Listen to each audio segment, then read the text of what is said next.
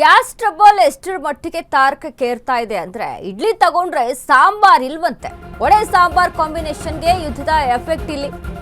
Gas trouble ಇಂದಾಗಿ ಇಡ್ಲಿ ತಗೊಂಡ್ರೆ ಸಾಂಬಾರ್ ಇಲ್ಲ, ವಡೆ ಸಾಂಬಾರ್ ಕಾಂಬಿನೇಷನ್ಗೆ ಯುದ್ಧದ ಎಫೆಕ್ಟ್. ವೆರೈಟಿ ಆಹಾರ ಪದಾರ್ಥಗಳಿಗೂ ಬ್ರೇಕ್ ಬೀಳ್ತಾ ಇದೆ ಗ್ಯಾಸ್ ಟ್ರಬಲ್ ಇಂದಾಗಿ. ಗ್ಯಾಸ್ ಎಫೆಕ್ಟ್ ನಿಂದ ಟೀ ಕಾಫಿ ದರ ₹5 ಏರಿಕೆ ಆಗಿದೆ.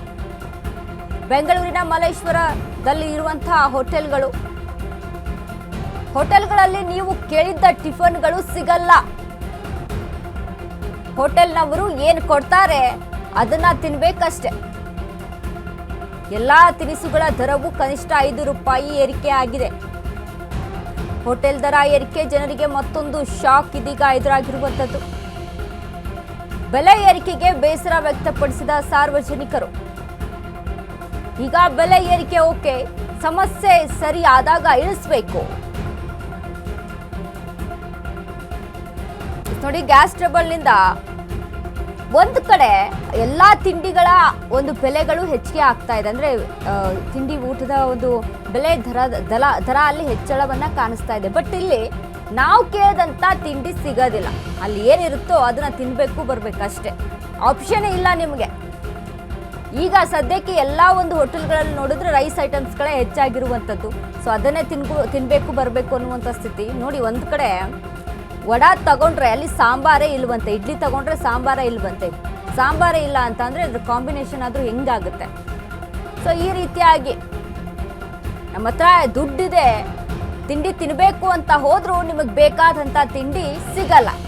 ಸುಮ್ಮನೆ ಅಲ್ಲೇನಿರುತ್ತೆ ಅದನ್ನ ತಿನ್ಕೊಂಡು ಬರಬೇಕು.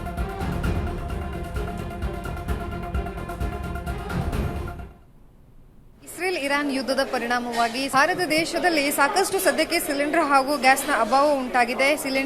ಗ್ಯಾಸ್ನ ಅಭಾವದಿಂದಾಗಿ ಸಾಕಷ್ಟು ಹೊಡೆತ ಬಿದ್ದಿರುವಂತದ್ದು. ಇವತ್ತು ಬೆಂಗಳೂರಿನಲ್ಲಿರುವಂತಹ ಏನು ಹೋಟೆಲ್ ಉದ್ಯಮಕ್ಕಾಗಿರ್ಬೋದು, ಕರ್ನಾಟಕದಲ್ಲಿರುವಂತಹ ಎಲ್ಲ ಹೋಟೆಲ್ ಉದ್ಯಮಗಳಿಗೂ ಸಹ ಸಮಸ್ಯೆ ಆಗಿರುವಂತದ್ದು. ಇದೀಗ ನಾನು ಮಲ್ಲೇಶ್ವರಮಲ್ಲಿರುವಂತಹ ಉಡುಪಿ ಶ್ರೀಕೃಷ್ಣ ರಜತಾದ್ರಿ ಹೋಟೆಲ್ನಲ್ಲಿದ್ದೀನಿ. ಇದು ಸಹ ಸಾಕಷ್ಟು ಹೆಸರು ಮಾಡಿರುವಂತಹ ಹೋಟೆಲು. ತಾವು ದೃಶ್ಯಾವಳಿಗಳಲ್ಲಿ ಗಮನಿಸ್ತಾ ಇರ್ಬೋದು. ಇದು ಕಳೆದ 2 ದಿನಗಳ ಹಿಂದೆ ಒಂದೂವರೆ ಅವರು ಏನು ಹೋಟೆಲನ್ನು ಬಂದ್ ಮಾಡಿದ್ರು. ಸದ್ಯಕ್ಕೆ ತಾವು ದೃಶ್ಯಾವಳಿಗಳಲ್ಲಿ ಗಮನಿಸ್ತಾ ಇದ್ದೀರಾ, ಸಾಕಷ್ಟು ಜನರು ಸಹ ಇವತ್ತು ಸಂಡೇ ಆಗಿದೆ, ಸ್ಪೆಷಲ್ ಊಟಕ್ಕಾಗಿ ಅಥವಾ ಸ್ಪೆಷಲ್ ಟಿಫನ್ ಅನ್ನು ಹುಡುಕೊಂಡು ಬರ್ತಾ ಇರುವಂಥದ್ದು. ಆದರೆ ಇಲ್ಲಿ ಆಗ್ತಿರುವಂಥ ಸಮಸ್ಯೆನ ತಾವು ಗಮನಿಸ್ತಿರ್ಬೋದು. ಈ ಹೋಟ್ಲಲ್ಲಿ ಕೇವಲ ಒಂದಷ್ಟು ಐಟಮ್ಸ್ಗಳನ್ನು ಮಾತ್ರ ಇಡಲಾಗಿದೆ. ಜೊತೆಗೆ ಇಡ್ಲಿಯ ಜೊತೆಗೆ ಸಾಂಬಾರನ್ನು ಸಹ ಸದ್ಯಕ್ಕೆ ಸಿಗದೇ ಇರುವಂತಹದ್ದು. ನಾರ್ಮಲ್ ಆಗಿ ಇಡ್ಲಿ ಸಿಗುತ್ತೆ, ಚಟ್ನಿ ಸಿಗುತ್ತೆ ನಿಮಗೆ.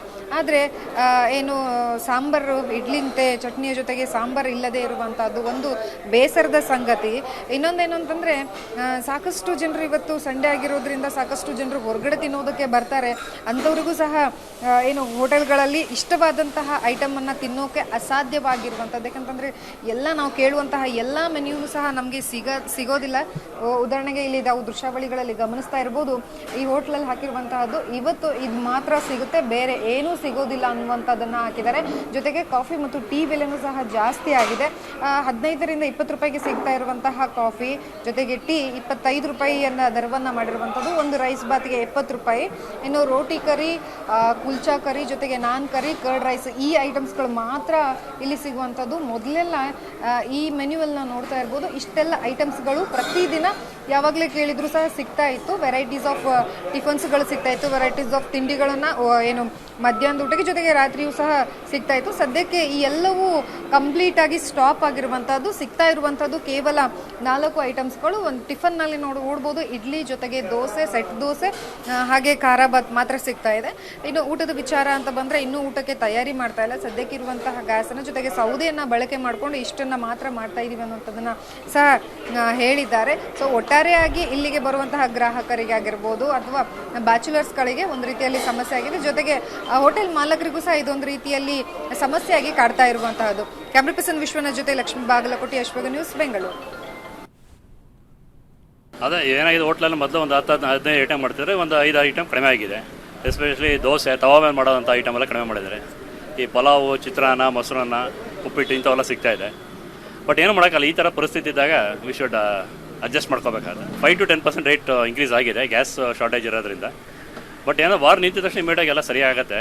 ಯಾಕಂದರೆ ಅದು ಸ್ಟ್ರೈಟ್ ಆಫ್ ಹಾರ್ಮೋಸ್ ಅಂತ ಇದೆಯಲ್ಲ, ಅಲ್ಲಿಂದ ಬರಬೇಕಾದ್ರೆ ಇದು ಬರ್ತಾಯಿಲ್ಲ ಶಿಪ್ಗಳು. ನಿನ್ನೆನೋ 2 ಶಿಪ್ ಬಂದಿದೆ ಅಂತ ಹೇಳಿದ್ದಾರೆ. ಆಲ್ಮೋಸ್ಟ್ 40-45 ಮೆಟ್ರಿಕ್ ಟನ್ ಅಷ್ಟು. ಅದು ಬಂದರೆ ಒಂದು ದಿನದ ರಿಕ್ವೈರ್ಮೆಂಟ್ ಒಂದು ಶಿಪ್ ಬಂದರೆ. ಸೊ ಸುಧಾರಿಸ್ಬೋದು ಅನಿಸುತ್ತೆ. ಬಟ್ ವಾರ್ ನಿಂತರೆ ಎಲ್ಲ ಸರಿ ಆಗುತ್ತೆ ಅಲ್ಲಿವರೆಗೂ. But India we are very safe, ಏನೂ ತೊಂದರೆ ಇಲ್ಲ. ಅಲ್ಲಿ ಮಿಡ್ಲ್ ಈಸ್ಟ್ ನೋಡಿದ್ರೆ ಅವ್ರು ತೊಂದರೆ ನೋಡಿದ್ರೆ ನಮ್ದು ಏನೂ ಇಲ್ಲ. Some we should manage and should. ಅದೇ ಏನಾಗಿದೆ, ಹೋಟ್ಲಲ್ಲಿ ಮೊದಲು ಒಂದು 10-15 ಐಟಮ್ ಮಾಡಿದ್ರಲ್ಲ, ಎಲ್ಲ ಬರುತ್ತೆ ಈಚೆ ಸಿಲಿಂಡರ್ಗಳು. ಏನು ದೊಡ್ಡ ಎನ್ಫೋರ್ಸ್ ಮಾಡ್ದೇ ನೀವು ಏನು ಮಾಡ್ತೀನಿ, ನಿಮ್ಮ ಸಿಲಿಂಡರ್ ಇದೆ ಅಂದರೆ ಆರ್ಟಿಫಿಷಿಯಲ್ ಸ್ಕೇರ್ಸಿಟಿ ಅಷ್ಟೇ. ರೇಟ್ ಆಗಲೇಬೇಕಲ್ವಾ, ಅಲ್ಲಿಂದ ಬರ್ತಾ ಇದ್ರೆ ಇನ್ನೇನು ಮಾಡ್ತೀರಾ? ಹೊಡೆತ ಬೀಳುತ್ತೆ. ಸಬ್ಸಿಡಿ ಕೊಟ್ಟರೆ ಇನ್ಕಮ್ ಟ್ಯಾಕ್ಸ್ ಜಾಸ್ತಿ ಮಾಡಬೇಕು, ಇದು ಜಾಸ್ತಿ ಮಾಡಬೇಕು, ಎಲ್ಲ ಒಂದೇ ಅಲ್ವಾ, ಎಲ್ಲರ ಮೇಲೂ ಹೊರೆ ಬೀಳುತ್ತೆ. ಅದರಲ್ಲ ಎಲ್ಲ ಬರುತ್ತೆ ಈಚೆ ಸಿಲಿಂಡರ್ಗಳು. ಏನು ದೊಡ್ಡ ಎನ್ಫೋರ್ಸ್ ಮಾಡ್ದೇ ನೀವು ಏನು ಮಾಡ್ತೀನಿ, ನಿಮ್ಮ ಸಿಲಿಂಡರ್ ಇದೆ ಅಂದರೆ ಆರ್ಟಿಫಿಷಿಯಲ್ ಸ್ಕೇರ್ಸಿಟಿ ಅಷ್ಟೇ.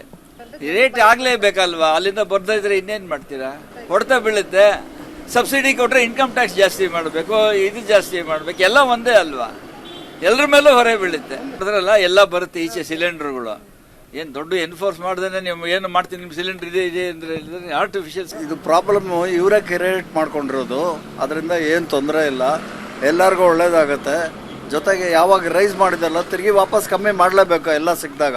ಅದು ಮಾಡದೇ ಇದ್ದಿದ್ರೆ ಅವ್ರಿಗೆ ಅವಮಾನ. ಅದು ಗ್ಯಾಸ್ ಎಲ್ರಿಗೂ ಸಿಗುತ್ತೆ, ಬೇಕಾದಷ್ಟು ಗ್ಯಾಸ್ ಇದೆ. ಇವಾಗ 2 ಶಿಪ್ ಲೋಡ್ ಬರ್ತಾ ಇದೆ, ಅದು ಸೇರ್ತಾ ಇದೆ. ಅವಾಗ ನಮಗೇನು ಪ್ರಾಬ್ಲಮ್ ಇಲ್ಲ. ತುಂಬ ಚೆನ್ನಾಗಿದೆ. Modi is handling very nicely. Jaishankar and Modi. ಇದು ಪ್ರಾಬ್ಲಮ್ ಇವರೇ ಕ್ರಿಯೇಟ್ ಮಾಡ್ಕೊಂಡಿರೋದು.